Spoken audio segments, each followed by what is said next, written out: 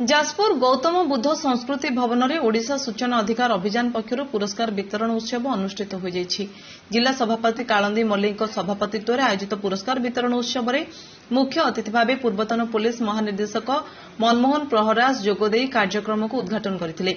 मुख्य वक्ता भाव ओडिशा उच्च न्यायालयर वरिष्ठ आईनजीवी क्षीरोद कुमार राउत, सम्मानित अतिथि भाव ओस्तार राज्य आवाहक प्रदीप कुमार प्रधान, विशिष्ट मानवाधिकार कर्मी श्री अखंड, वरिष्ठ आईनजीवी समेन्द्र राज, सूचना अधिकारी कर्मी सर्वेश्वर बेहुरा प्रमुख जोग देथिले।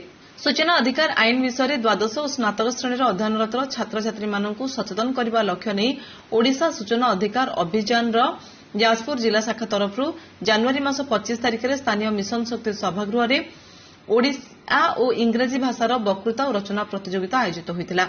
से प्रतियोगित 21 जन कृति छात्र छात्री उपस्थित अतिथि माने पुरस्कृत करथिले। जाजपुर जिला प्रतिनिधि अभिमन्यु मिश्र रिपोर्ट, लिव लाइफ ओडिया।